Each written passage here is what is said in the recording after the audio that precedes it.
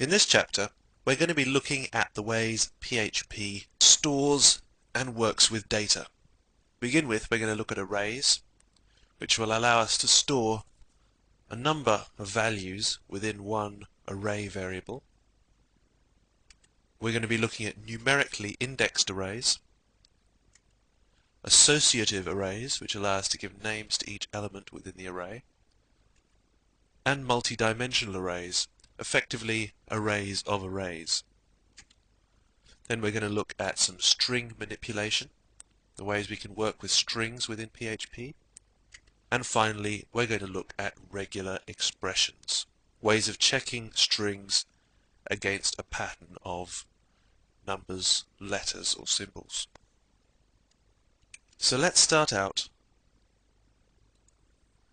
and look at an example of an array in PHP.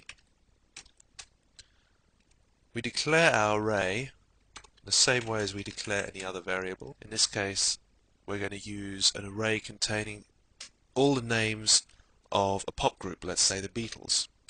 And instead of just putting one value on the other side of the is_set_to sign, we're going to write the word array. Then we open brackets, just the normal rounded brackets, and we're going to put in a number of values separated by commas.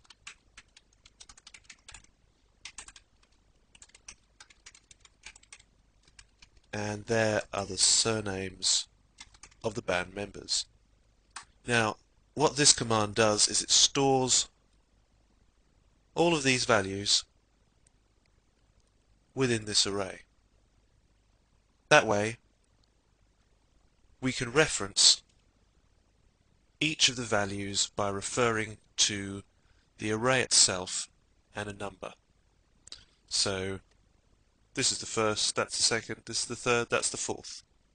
However, it becomes a little complicated because PHP's arrays don't start with the number 1. They start with the number 0. You'll find this is to be true in a lot of other programming languages, and you'll probably be used to this if you've done any programming before. But if you're not, the thing to remember is simply that arrays are 0 indexed, which means that in this case the element Lennon is not the first element, is not element number 1, it's element number 0. So when we come to reference our array, let's say we wanted to pull the first element from that array and echo it to the browser. We use the square brackets here to let PHP know which element we want to, where we're dealing with here. And we're going to put the number 0 in like that. Now let's see how that works. We'll save that, pop to our browser and take a look. Lennon.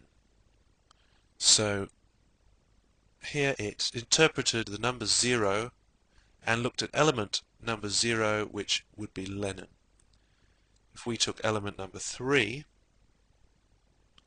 save that and refresh our browser, then we see star.